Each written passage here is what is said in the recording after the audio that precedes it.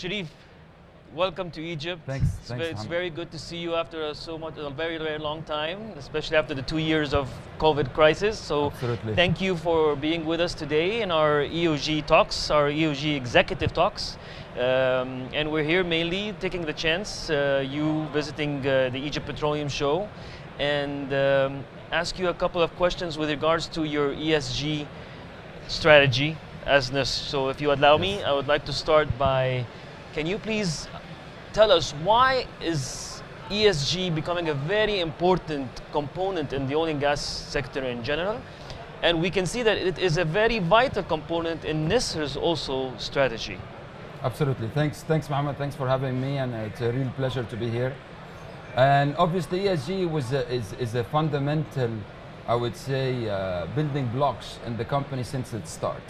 So the company actually was formed on what I call the S part of the story, which is the social aspects. So how can you make the national champion of the region, investing in the region and being part of that ecosystem in the entire region, in Egypt and in the Middle East.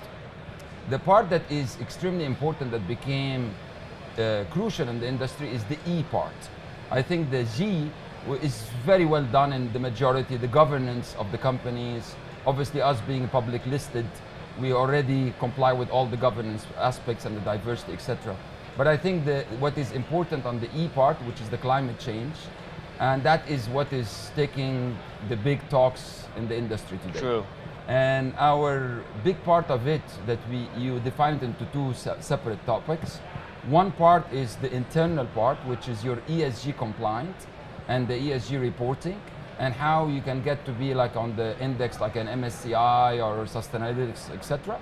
And the other part, what is your contribution as service sector, as in the E&P sector, to the whole climate change. And I think that is the big part today, where the industry has to play a much stronger role and has to be perceived by the public to make a difference in going forward.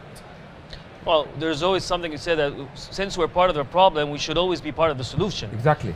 Which is very important. So do you see the industry could play a vital role within this regards in COP27 that is going to be hosted here in Egypt? Yes, absolutely. I am a strong believer that, number one, as an industry, we should be able to produce oil and gas that is today not perceived as a very friendly, the gas is considered transition fuel, but the oil is not. However, we can start to produce that in a less emission and less carbon footprint. That's number one, it's a crucial. The other part that we have to play a big role, especially in the COP27 coming to Egypt and Sharm el-Sheikh, is what can we contribute as an industry? Yes. Why are we not even a giver, for example, to water? The best example in a region like this, where the water scarcity is everywhere, Egypt has a water issue, and we produce a lot of water as an E&P companies. Sure. People don't know that the oil industry produces 7 to 8 barrels of water for every barrel of oil we produce. Yeah. This water, we produce it, but what do? We dispose it, either in disposable well, or sometimes we leave it in the desert, etc. There is today a technology to clean that water, give it, for example, like we have the fantastic project Reef Al Masri, right? Yes. Why can't we give water to that agriculture region? Why can't we take all the flare gas and produce power with it instead of leaving it to the emission, right?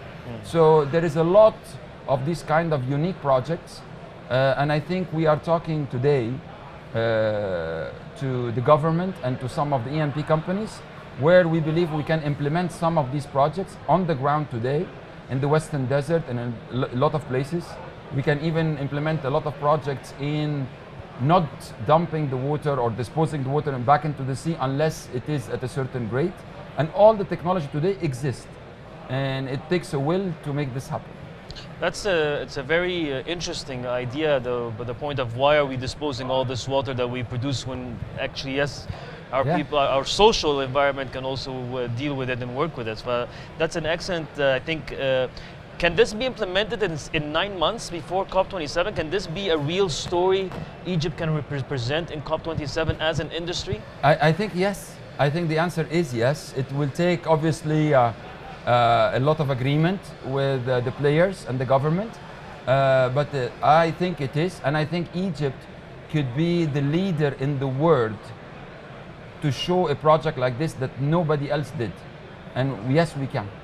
And you know, in addition to that, by the way, we do not need to use the water from RO plants to our industry. So we should actually, this will eliminate as well, because you can take all the RO plants, water, the desalination plant, to go entirely to the other part. And we only use our own, and totally zero liquid discharge, because you're gonna take all the flaring to power all the plants, so everything. And you know, on top of that, we can actually produce salt from the water that we get out, and we can clean it and give it to the industry with the different grades, all the way from industrial grade to salt that you can eat with, all the way to the medical grade. So all Excellent. this can be unique, and I think it will be fantastic for COP27. Definitely, definitely. Well, we will look forward in following up with you on that and see where NESR is going to reach to that point, Okay. hopefully. When it comes to ESG, if you allow me one more last question. Absolutely. When it comes to ESG, how does digital transformation play a role, and fine tech specifically could add to the component of ESG with the energy transition process that is playing? Do you see there is a role for digital transformation of fine tech? I think you are very spot on. The digital transformation for sustainability is a must, actually. We do not have the luxury of time that we had to implement the digital transformation we did on the E&P and the service sector. If you want to talk about sustainability, if you're going to measure emission and you're going to measure this in a manual way, we need decades to do that. We cannot afford it. So we definitely need the digital transformation to see where are the 80-20 rule. How can we eliminate the methane from the 80% of what we have? We cannot have people everywhere to monitor that. And there is a lot of technology today that exists. Artificial intelligence is a must to be able to predict where the emission comes from, and how to put a platform that you'll be able to monitor all that remotely, because you're not going to send people offshore, or you're not going to send people to remote operation. Yes. And all this stuff can be done more than I would say the robotics of getting a rig to be automated. I think the sustainability with the digital transformation is a must to be able to make net zero and to see steps, not what we call greenwashing. So you can see steps before every year that you can be measured until you reach that goal. Great. Thank you so much, Sherif, for your time. Thanks. Thank you so much for your insights. Thank you, I think sir. we're going to be sharing lots of very valuable ideas for COP27 that NESR could play a role in, hopefully in the coming months. Yes. You so much for your time, Thank and thank you. you for Looking joining forward. EOG Talks. Thank you so much. Pleasure. Thank you.